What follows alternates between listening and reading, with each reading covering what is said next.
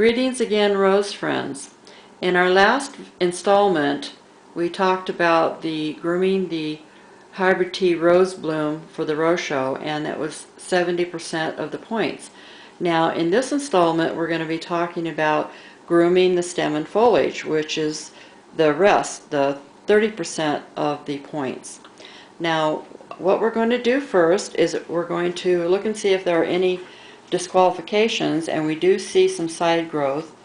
Bob is going to, first he's going to cut the stem underwater. He's going to cut it underwater a little bit. That way the stem is going to be drawing up some water when we're done. So now he's going to get his little cutters, and he's going to remove this side growth here because he doesn't want to get disqualified. And then there's another little side growth in the top. He's going to take that off. Okay, so we'll put it back in water. That one's ready. Now, unfortunately, too much of the foliage has been removed. You don't want to remove really any of that foliage unless you absolutely have to. Now, on the next stem, he's going to show you how to trim this damaged foliage with the deckle edge scissors. So he's going to take it in his hand here, and he's going to use the deckle edge scissors to trim that, try to make it look natural. That's what's great about the deckle edge scissors. And there's another damaged leaf on the top too, Bob, right over there. Okay, he's going to trim that off. Now, you don't get disqualified for that, and you can trim them, but you don't want anything distracting on the foliage.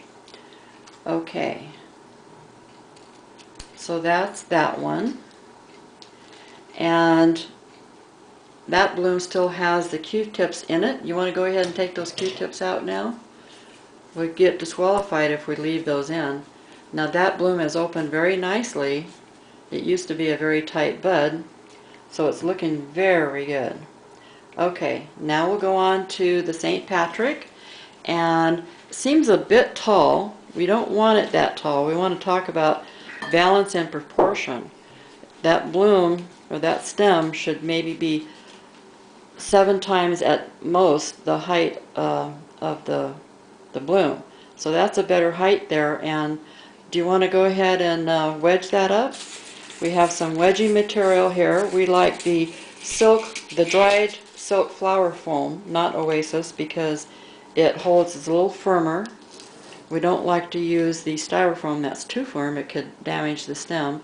So it's standing up nice and straight. Now he's going to take a piece of Bounty paper towel, and you can kind of polish the foliage with that. You don't need water, and in fact it's better when it's dry. Just kind of polish it a little bit to make her just glow for the judges. There you go. Now what we're going to do next is, that's all wedged up and standing straight, we're going to put the entry tag on the vase. We've already filled it out. It has the name of the variety. That's important. You must know the name of the rose. So there we go. That's ready. Close up the tag.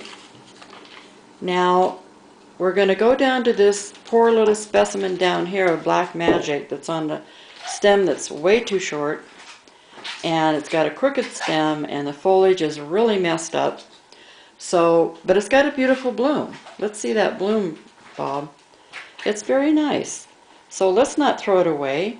What we can do is we can enter it into rose in a bowl. So we'll cut off the stem to just maybe 1/2 inch of the stem, perhaps. Cut it off. We put it into this rose in a bowl, glass bowl, half full of water. And he is going to float that in that bowl. And there we have another prize winner. We don't like to throw anything away.